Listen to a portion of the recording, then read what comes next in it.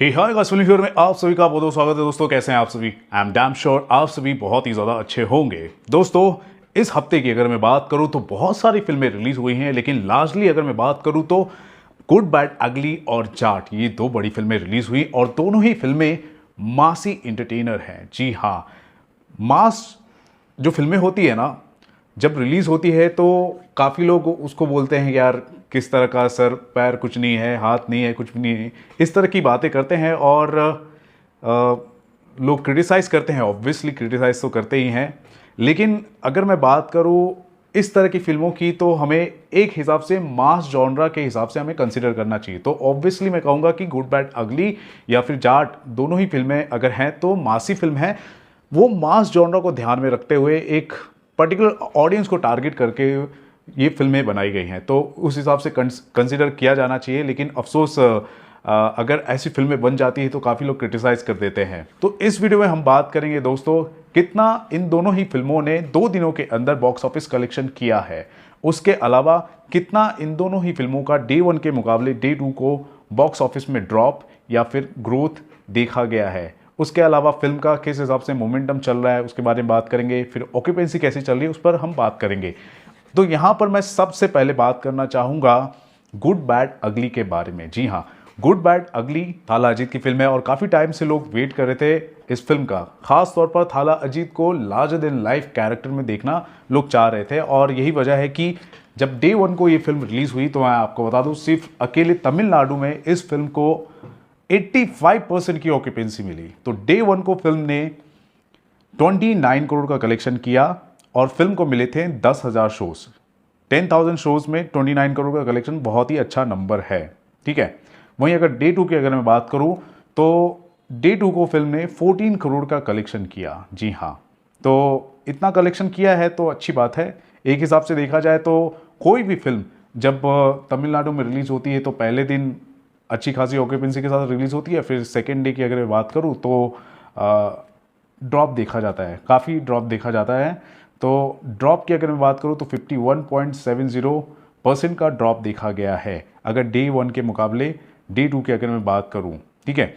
Day 1 को जहाँ पर फिल्म की जो ऑक्यूपेंसी थी अराउंड 85% थी, तो डे 2 को फिल्म की ऑक्यूपेंसी 48% दर्ज की गई, ठीक है। उसके अलावा टोटल अगर कलेक्शन की अगर मैं बात कर दूं तो टोटल फिल्म ने 2 दिनों के अंदर 43 करोड़ का कलेक्शन कर लिया है। तो एक अच्छा खासा नंबर गुड बैड अगली ने बॉक्स ऑफिस पर कर लिया है कंसिडरिंग द बजट, ठीक है।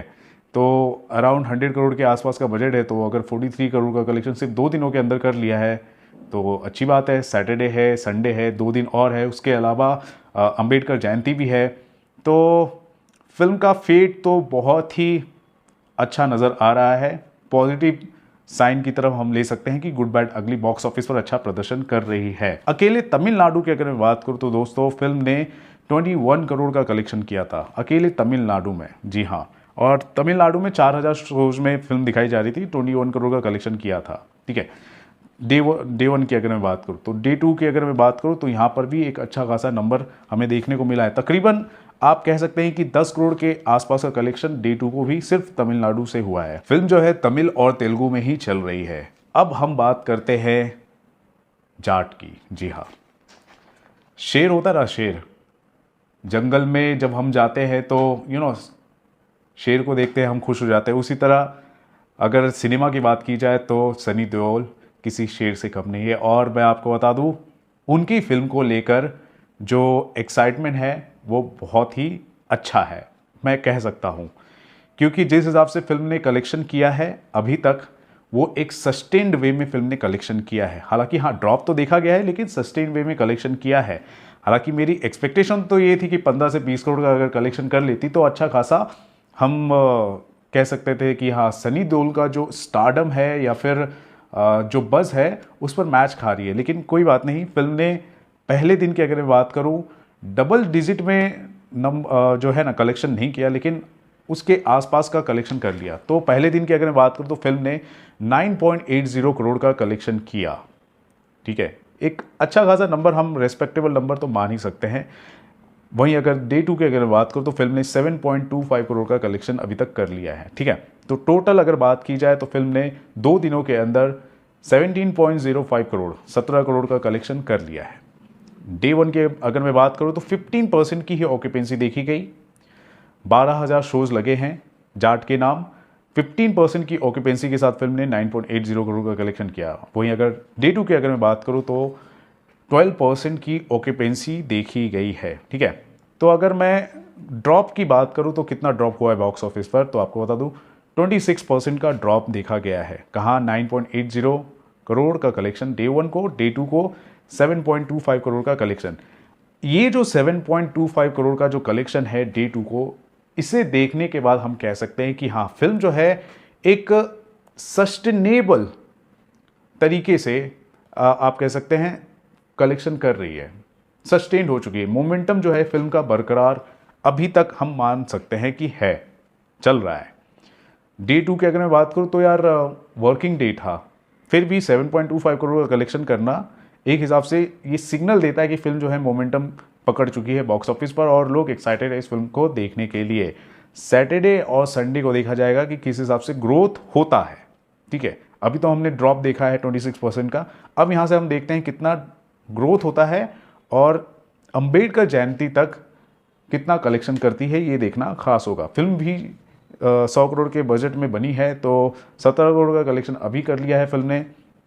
तो अंबेडकर जयंती तक देखा जाए तो 3 या 4 दिन का और वक्त बचा है, तो और देखते हैं कितना कलेक्शन इन 4 दिनों के अंदर टोटल करती है।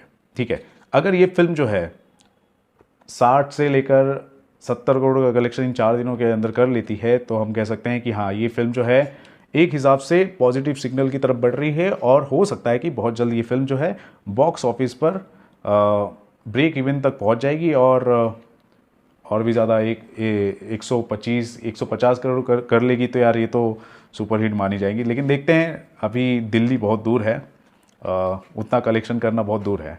ठीक है, तो ये रहा बॉक्स ऑफिस का लेखा जोखा। 2 दिनों के अंदर फिल्म ने 17.05 करोड़ का कलेक्शन कर लिया है। अब बात करते हैं मोमेंटम की। पर आवर 6.12 के 6,000 से ऊपर टिकट सोल्ड आउट हो रहे हैं अभी, और लास्ट 24 आवर्स की अगर मैं बात करूँ तो 97,000 के आसपास टिकट सोल्ड आउट हो चुके हैं। ठीक है, तो मोमेंटम तो फिल्म का अच्छा खासा बना हुआ है। चाहे मैं जाट की बात करूं, चाहे मैं गुड बैड अगली की बात करूं, दोनों ही फिल्में मासी फिल्में हैं।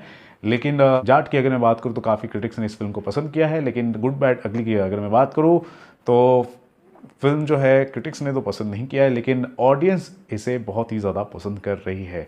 अल्टीमेटली जो ऑडियंस होती है वो वर्डिक्ट देती है।